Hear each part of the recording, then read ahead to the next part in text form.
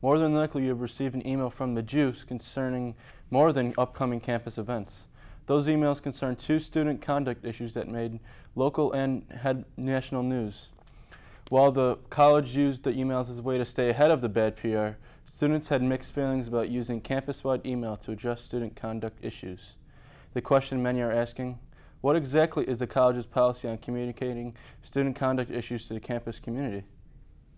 Conduct has always been a point of emphasis on Wartburg's campus, but over the past few weeks, that issue has moved to the top of the administration's agenda with the criminal arrests of students Elsie Smith and Whitley Teslow.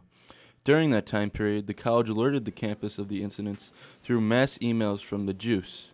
Director of News and Community Relations Saul Shapiro says that the email alerts are to ensure that social network rumors do not become part of the narrative. The catalyst in a lot of this is social media.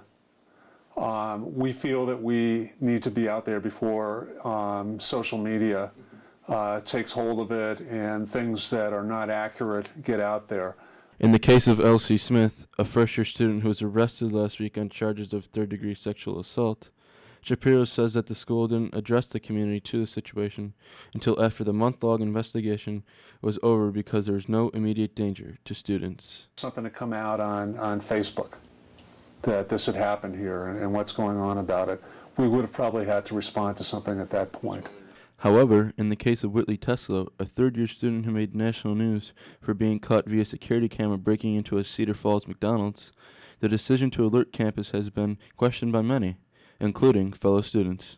The whole campus needs to be concerned with what was happening.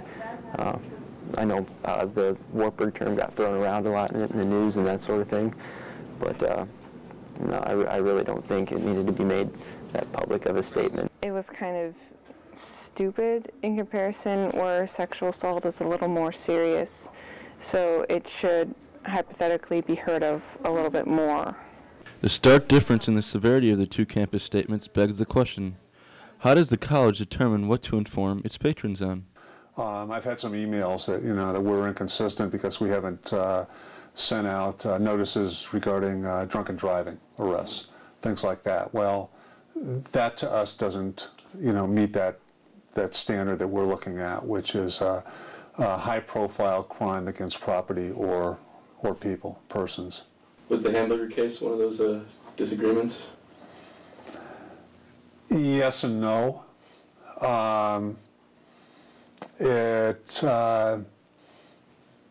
Let's face it, it's a bizarre case. Shapiro says he has talked to people at other colleges, but they don't limit themselves to policy and act on a case-by-case basis. First obligation is to our own constituents, our own stakeholders, and they should know how we're dealing with that before the public at large knows. Wartburg's administration is still working on a formal policy for communicating campus conduct issues. Smith and Teslow have been removed from campus until further notice.